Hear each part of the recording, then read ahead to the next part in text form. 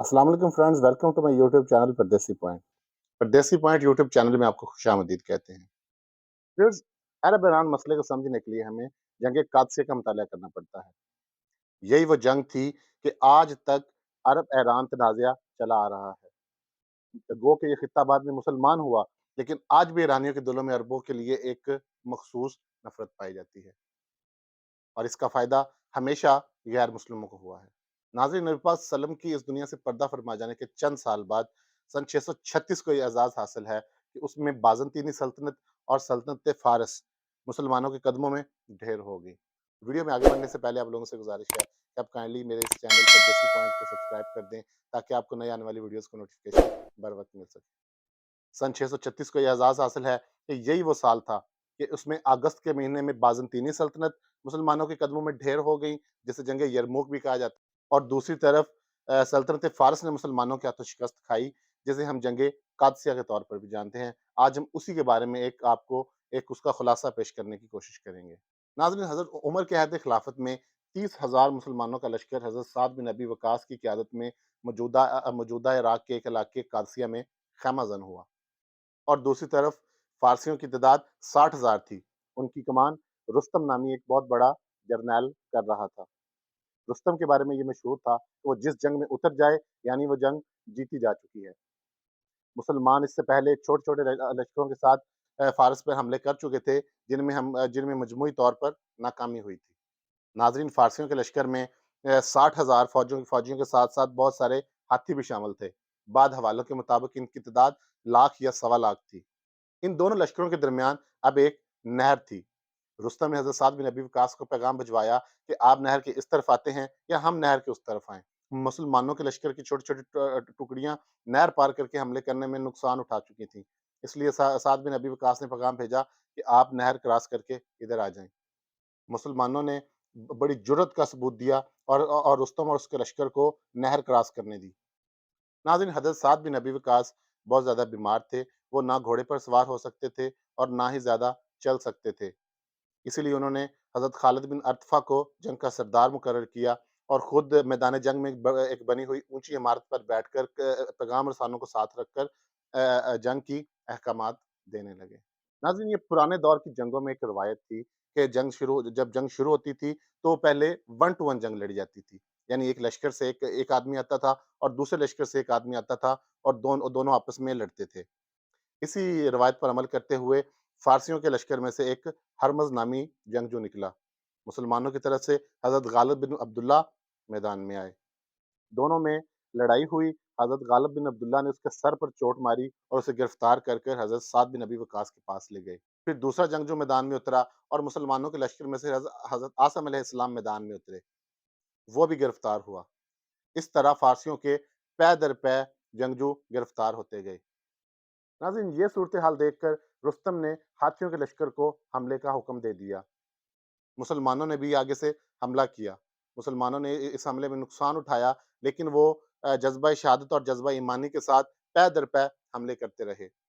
उनका जज़्बा जिहाद और जज़्बा ईमानी बहुत बुलंद था, क्योंकि जंग यरमूक की फ़तह की खबर मिल चुकी थी। इसलिए वो मुसलसल हमले करते रहे। नाज़रीन, हज़रत साद बिन अबी वक़ास ये मंज़र देख रहे थे।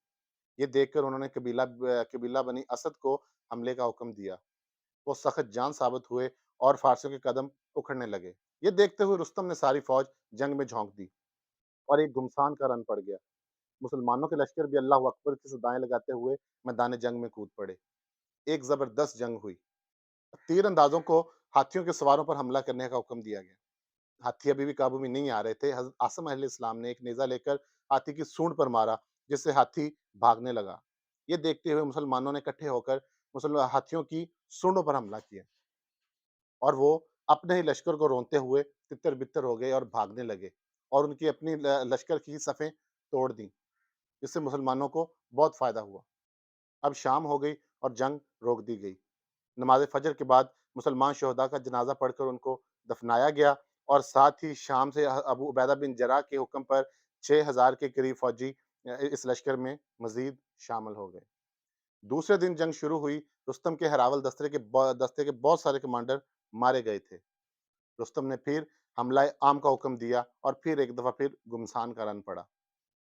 حالات کا اندازہ لگاتے ہوئے مسلمان کمانڈر نے اپنی 6000 کی ٹکڑی کو چھوٹے چھوٹے حصوں میں تقسیم کیا اور اللہ اکبر کی صدائیں لگاتے ہوئے میدان جنگ میں شامل ہونے کا حکم دیا تاکہ نئی کمک آنے کا اندازہ ہو۔ اسی طرح ایک جنگجو نے اونٹ کے اوپر بہت سارا کپڑا ڈال کر اللہ اکبر کی صدائیں لگاتے ہوئے حملہ کر دیا۔ ان کی دیکھا دیکھی اور بھی بہت سارے مسلمانوں کے نے اونٹوں پر کپڑا ڈال کر حملہ کر دیا، جس سے ان کے لشکر تتر بتر ہو گئے۔ مسلمانوں کو بہت فائدہ ہوا۔ اس دن 1000 مسلمان شہید ہوئے جبکہ 6000 فارسی مارے گئے۔ تیسرے دن جنگ پھر شروع ہوئی اور ایک دفعہ پھر گھمسان کا رن پڑا۔ تیسرے دن مسلمانوں کے لشکر نے اپنے شہداء کو دفنانے کے بعد حملہ کیا۔ فارسی ایک دفعہ پھر اپنے ہاتھی آگے لے آئے۔ حضرت عاصم علیہ السلام اور ان کے جنگجوؤں نے ایک دفعہ پھر ہاتھیوں پر حملہ کیا اور ان کے ہاتھی بھاگ کھڑے ہوئے۔ زبردست لڑائی ہوئی۔ تھوڑی دیر کے لیے جنگ رکی، پھر شروع ہو گئی۔ شام ہو گئی۔ پتہ نہیں چل رہا تھا کہ کون کس پر حاوی آ رہا ہے کہ پھر مسلمانوں کے لشکر میں سے آوازیں آنے لگی کہ اکٹھے ہو کر ان کے قلب پر حملہ کرو۔ تب حضرت سعد بن ابی وقاص کو سکون ہوا کہ مسلمان حاوی آ رہے ہیں۔ مسلمانوں نے اکٹھے ہو کر ان کے قلب پر حملہ کیا۔ رستم جو کہ تخت پر بیٹھا تھا وہ خود لڑنے لگا۔ حضرت بلال نے اس پر حملہ کیا اور وہ نہر میں جا گرا۔ نہر سے نکال کر اس کو مار دیا۔ مسلمانوں کے کمانڈر نے اس کے تخت سے اعلان کیا کہ رستم کو مار دیا گیا ہے، جس سے ان کے حوصلے ٹوٹ گئے اور وہ بھاگ کھڑے ہوئے۔ مسلمانوں کو اس جنگ میں فتح نصیب ہوئی، بہت سارا مال و دولت ہاتھ لگا اور یوں دنیا کی دوسری سپر پاور بھی مسلمانوں کے قدموں میں آ ڈھیر ہوئی۔ حضرت عمر جو کہ حسب معمول قادسیہ کے راستے میں بیٹھے رہا کرتے تھے کہ کوئی قاصد آئے اور جنگ کا حوال بیان کرے۔ جب قاصد آیا تو انہوں نے اس قاصد کو روک کر جنگ کا حوال اس سے سنا اور اس کے ساتھ چلنے لگے۔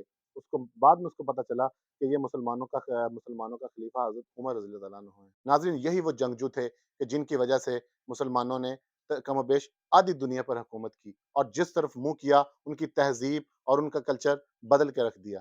اگر آپ مزید اسلامی ہسٹری کے بارے میں جاننا چاہتے ہیں تو آپ کائنڈلی اس ویڈیو کو لائک کیجئے، دوستوں کے ساتھ شیئر کیجئے، کامنٹ کیجئے، پردیسی پوائنٹ یوٹیوب چینل کو سبسکرائب کیجئے اور ساتھ میں دیے گئے بیل آئیکن کو ضرور پریس کریں۔